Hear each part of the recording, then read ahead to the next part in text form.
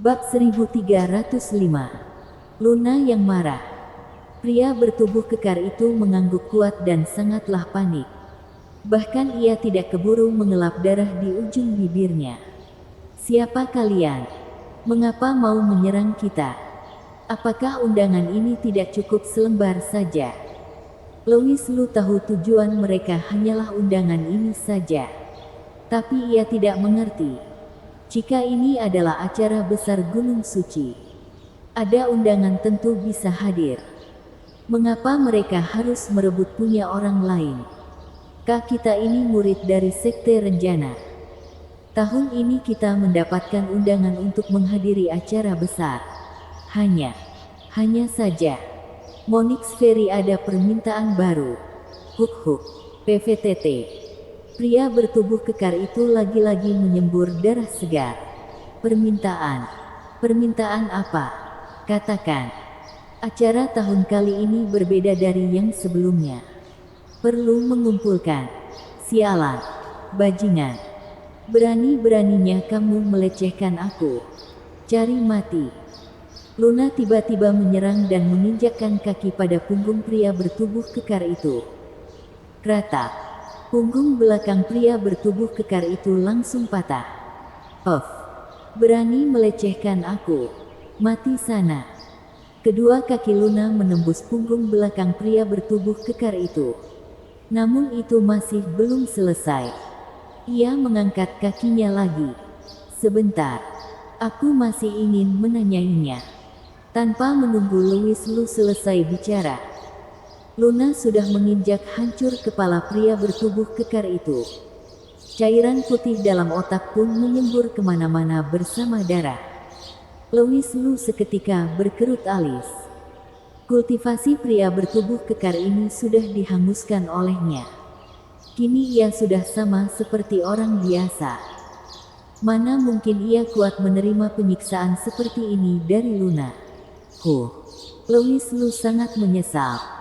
Awalnya ia kira ia menegur Luna. Luna akan mendengarnya. Tapi siapa sangka. Dan pada saat ini juga, yang lainnya juga sudah ikut berdiri dan satu-satu datang ke samping Louis Lu. Snow Seng menarik Luna ke samping untuk menghiburnya. Sedangkan pengawal lainnya mulai mencari barang mereka sendiri. Sedangkan Tiger Hei datang ke samping Louis Lu. Saudara Lu, untungnya kali ini ada kamu. Kalau tidak, tidak masalah. Hanya saja aku tidak menanyakan hal penting. Louis Lu melihat lagi cairan otak yang mengalir di permukaan tanah. Lalu menoleh lagi memandang Luna. Tak lama kemudian, tempat itu sudah selesai dibersihkan. Para pengawal menumpuk mayat-mayat itu. Kemudian menyalakan api dan membakarnya. Louis Lu datang ke hadapan Snow Seng. Nona Snow, acara kali ini, apakah Anda yakin masih ingin ikut? Louis Lu bertanya. Sepertinya acara kali ini berbeda dengan acara sebelumnya. Kataku, lebih baik kita pulang dulu. Benar, Nona. Pangeran ketiga memiliki tubuh tertinggi. Apalagi kalau pangeran ketiga benar-benar ke sini. Monix Ferry juga akan melayaninya dengan baik-baik. Sebaiknya Nona jangan terlalu khawatir. Bujuk Tiger Hei. Benar, Nona. Siapa tahu pangeran ketiga tidak pernah ke sini. Dan lagi di rumah. Snow Seng memandang mereka semua. Namun ekspresinya malah tampak sangat tidak baik. Kemudian merunduk kepala berujar pelan. Tidak, asal masih ada harapan. Aku harus menemukan kakak. Ia adalah orang yang menepati janji. Jika ia sudah menerima undangan, ia pasti akan datang kemari. Mereka pun saling berpandang dan tidak lanjut membujuk lagi. Tiger Hei dan Luna bertugas untuk menjaga keamanan Snow Seng. Tentunya di mana Snow Seng berada, maka disitulah mereka berada. Sedangkan Louis Lu datang karena Snow Seng meminta bantuannya. Tentunya ia tidak bisa pergi begitu saja. Apalagi ia harus mencari tahu kabar Rory mereka. Jika Snow Seng sangat yakin, maka mereka hanya bisa membereskan barang-barang dan siap berangkat. Louis Lu dan Tiger Hei tetap berjalan di depan, sedangkan yang lainnya berwaspada. Pemimpin Tiger, mengapa Anda tidak menceritakan kepadaku? Sebenarnya bagaimana dengan bentuk acara Gunung Suci ini? Tanya Louis Lu. Membahas acara kemarin. Kita hanya disuruh untuk membunuh binatang-binatang kecil dalam hutan tersebut. Kemudian orang yang mendapatkan semakin banyak pil binatang buas dan inti binatang buas pun bisa menukar banyak keuntungan dari Monix Ferry. Sedangkan untuk hal-hal bahaya itu, tidak ada sama sekali. Tiger Hei menjelaskan. Memangnya di dalam hutan ini tidak ada binatang buas garang? Tentunya ada. Namun dari beberapa binatang buas ini, yang kultivasinya tinggi tentu saja tidak akan bermusuhan dengan keluarga sekte ataupun keluarga terkemuka. Sedangkan yang kultivasinya rendah hanya lebih sebuah inti binatang buas atau tidak pil binatang buas. Ucapan Tiger Hei ada benarnya juga. Louis Lu tentunya juga mengerti hal-hal ini. Namun ia masih tidak dapat memahami. Sebenarnya Monix Ferry itu lagi gila apa kali ini? Segerombolan orang berjalan ke depan. Berjalan selama 4 jam dan tidak menemui hal-hal yang bahaya lagi. 8 orang pengawal ini juga membunuh belasan ekor binatang buas selama perjalanan dan mendapatkan beberapa inti binatang buas. Seiring mereka mendalami hutan, penerangan pun sepenuhnya menghilang. Mereka tiba di sebuah turunan. Di bawah sana sangat gelap dan tidak terlihat apapun. Louis Lu memandang ke sekitarnya. Namun tidak ada suara sama sekali. Sehingga membuat hatinya merasa kurang nyaman. Tiger Hei menyuruh orang untuk pergi mengamati situasi. Sedangkan dirinya memegang pisau devil berkeliling di sekitar mereka. Tolong. Ketika ke-8 pengawal kembali, di bawah gunung sana malah terdengar suara permintaan tolong. Lindungi Nona Snow dengan baik. Jangan banyak ikut campur masalah. Tiger Hei memberikan perintah. Snow Seng berjalan ke depan dan memandang kegelapan di dalam sana. Tolong. Siapa yang bisa tolong kami? Suara permintaan tolong lagi-lagi terdengar. Tiger. Mengapa suara ini terdengar sangat familiar? Snow Seng berkerut alis berujar. Nona, sebaiknya Anda jangan banyak ikut campur. Luna buru-buru menarik lengan Snow Seng mau jalan kembali. Namun Snow Seng malah tidak mau pergi. Bukan. Suara ini mirip suara adik Raine. Snow Seng berujar kepada Tiger Hei. Pemimpin Tiger. Coba kamu pergi lihat. Tiger Hei langsung mengangguk dan membawa kedua pengawal ke bawah gunung sana. Louis Lu menggenggam tangannya berdiri di samping Snow Seng. Bersiap-siap mengeluarkan kuas Tianwen-nya kapanpun. Beberapa pengawal lainnya juga berdiri di kiri kanan Snow Seng. Siap-siap beraksi. Bayangan Tiger Hei bertiga pelan-pelan menghilang. Namun suara permintaan tolong tidak pernah berhenti. Nona Snow, Raine ini, saudara Lu, ia itu temanku. Takdirnya, tidak jauh beda denganku. Snow Seng menjelaskan dengan suara pelan. Hanya saja ia bukan putri dari Raja Pluto. Ia itu, Nona. Bawah gunung sana muncul bayangan Tiger Hei bertiga. Nona. Di bawah sana memang Nona Raine. Totalnya ada 3 orang. Mereka bertiga sama-sama terlilit tumbuhan berduri. Sehingga tidak bisa bebas dari sana. Lapor Tiger Hei. Cepat. Cepat tolong ia. Mendengar ini, Snow Seng langsung menyuruh Tiger Hei mereka menyelamatkannya. Sebentar. Louis Lu menahan Tiger Hei. Nona Snow. Situasi sekarang ini berbeda dengan sebelumnya. Di dalam hutan ini, kita tidak dapat membedakan musuh dan teman. Bagaimana kalau ia itu sahabat mainku? Aku tahu jelas bagaimana dengan kepribadiannya. Snow Seng berujar dengan wajah kesulitannya. Hari ini aku harus menyelamatkannya. Selesai berkata, Snow Seng bisa-bisanya mengangkat gaunnya. Mau berjalan ke bawah sana. Sudahlah. Louis Lu menahan Snow Seng. Kalau begitu, aku pergi lihat dulu. Pemimpin Tiger, Anda di sini menjaga Nona Snow saja. Louis Lu memilih 2 pengawal ikut turun bersamanya. Tanah di bawah kaki basah dan licin. Bahkan juga memancarkan aura tanah yang membuat Louis Lu berkerut alis. Setelah berjalan turun 20 meter, ia juga menemukan beberapa bayangan orang di antara tumbuhan berduri itu. Louis Lu membawa kedua pengawal berhati-hati menghampirinya. Nyatanya ia langsung menemukan ketiga wanita yang tengah duduk di sana yang dikelilingi dengan tumbuhan berduri. Ia mengambil sebuah pisau dari pengawal dan langsung menebas tumbuhan itu. Namun, tumbuhan berduri ini sangatlah kuat. Meski sudah sampai keluar percikan api, tapi tidak terlihat sebatang pun tertebas putus. Raine, bukan? Louis Lu membuka mulut bertanya. Iya. Mengapa tidak kelihatan Snow dan pemimpin Tiger ke bawah? Suara Raine terdengar ketakutan. Bahkan matanya juga berkaca-kaca. Aku ada sebuah pertanyaan. Tumbuhan berduri yang begitu kuat. Bagaimana kalian bertiga masuk ke dalam? Bersambung.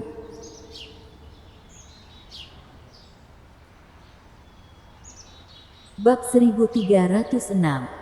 Kakak adik Dongfang. Maaf, Tuan. Kita ini dikejar oleh segerombolan perampok kemari. Sehingga kita tidak sengaja terjatuh ke dalam sini. Raine menunjuk tumbuhan berduri di depan mata dan berkata, tumbuhan berduri ini sepertinya ada rohnya. Jadi ia pun melilit kita di sini. Mohon bantuannya, Tuan. Oh iya, aku dan Snow sudah berteman lama. Pemimpin Tiger bisa membuktikannya. Mendengar wanita di depannya yang berceloteh panjang, Louis Lu bahkan tidak percaya sama sekali. Dari tebasannya tadi, ia sudah dapat memastikan satu hal, yaitu tumbuhan berduri di depan bisa saja adalah senjata sihir seorang kultivator saja. Ia tidak peduli akan Raine, melainkan mundur beberapa langkah dan berteriak ke sekitarnya. Keluarlah. Permainan kecil seperti ini sungguh tidak berarti.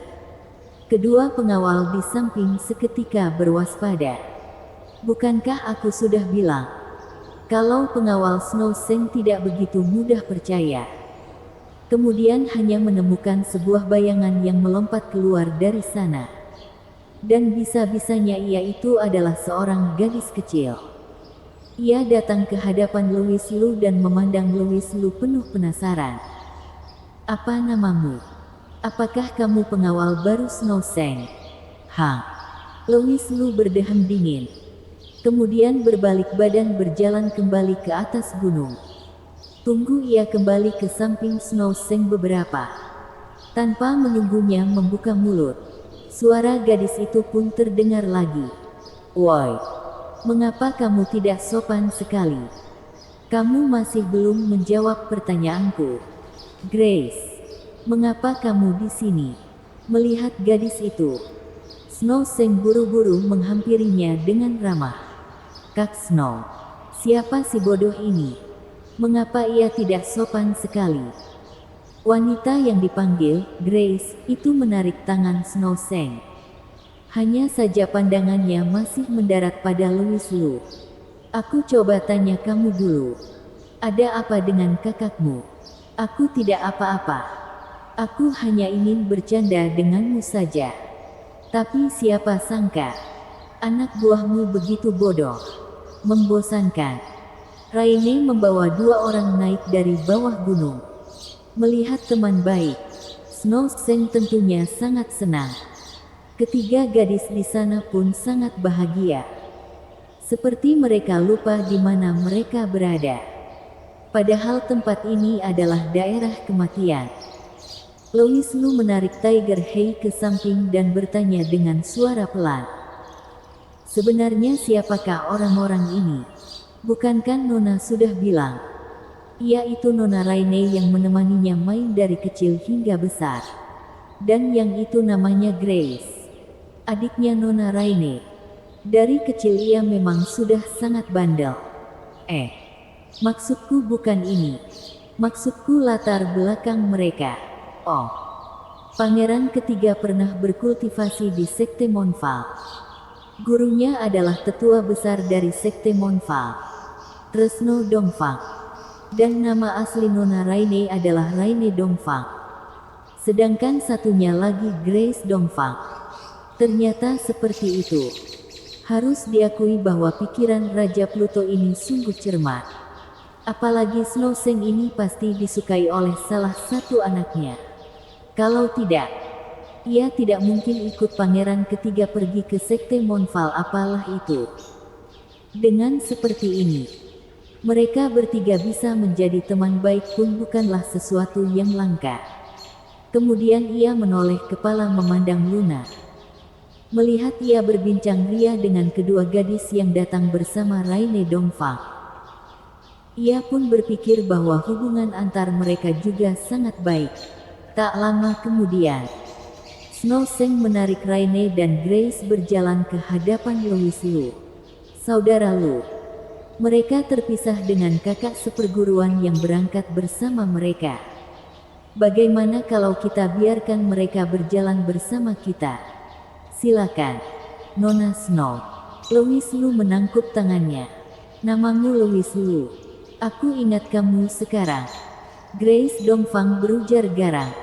Selesai berkata, ketiga wanita itu langsung berbalik badan berjalan ke dalam hutan. Tiger Hei memanggil anak buahnya.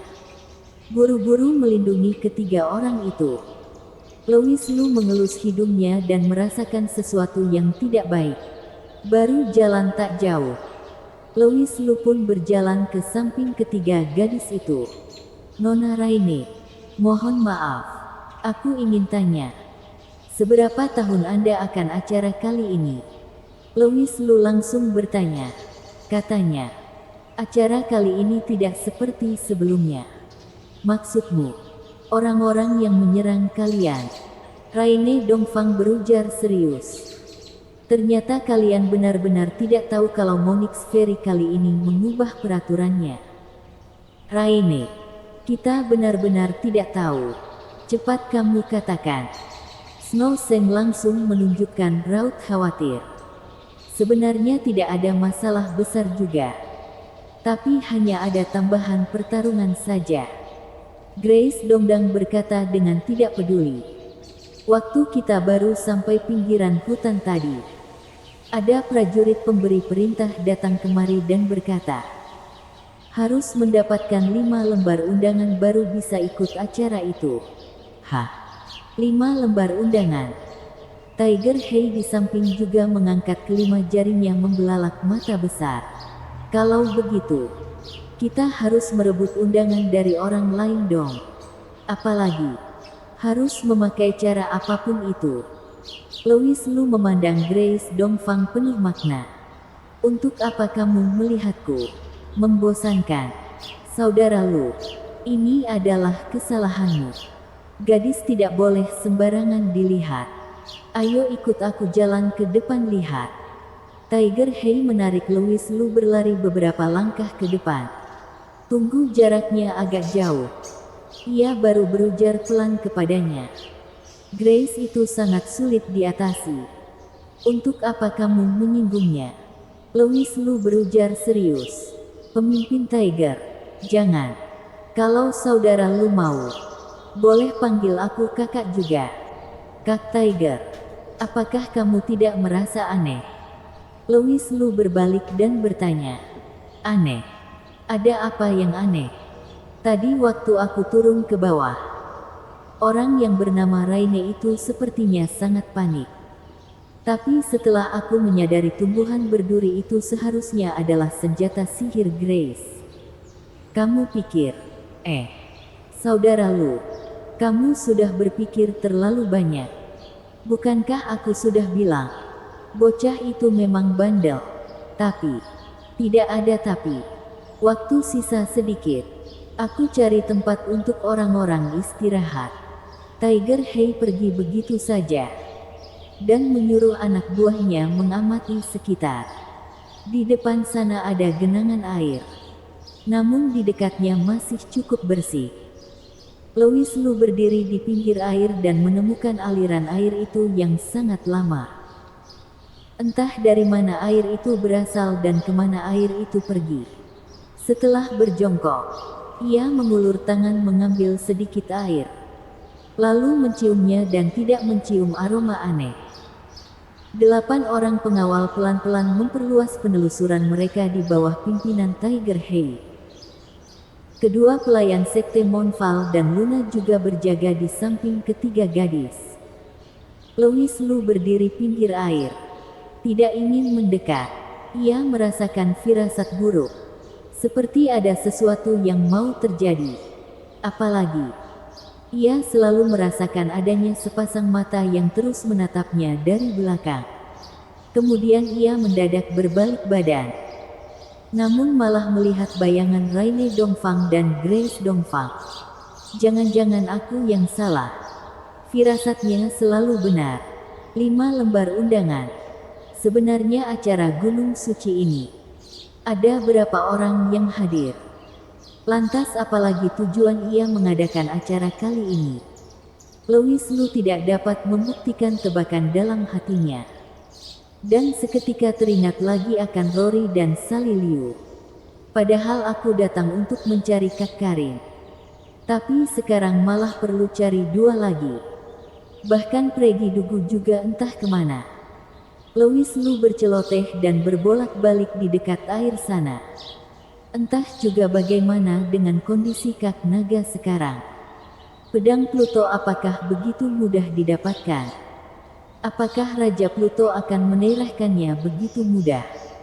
Usai menggelengkan kepala, ia tetap berjalan ke samping Tiger Hei. Tiger Hei langsung melepaskan kantong airnya dari pinggang dan menyerahkan kepadanya. Louis Lu pun tersenyum menggeleng kepala. Saudara, arak ini adalah barang berharga. Memangnya kamu tidak tahu kalau mabuk bisa menyelesaikan segala kekhawatiran? Tiger Hei langsung meneguk kencang. Mabuk tentu saja tidak tahu apa-apa. Tapi setelah tersadar kembali, semuanya tetap sama. Waduh, kata saudara Lu benar juga. Sepertinya saudara Lu mengalami banyak hal ya. Hahaha. Louis Lu tertawa sembari menggeleng kepala. Ujung matanya pun lagi-lagi mendarat pada kakak adik Dongfang itu. Kemudian ia menemukan Grace Dongfang yang pelan-pelan menaruh tangan di bagian pinggang. Lalu sengaja menjatuhkan barang sebesar telapak tangan ke permukaan tanah. Bersambung.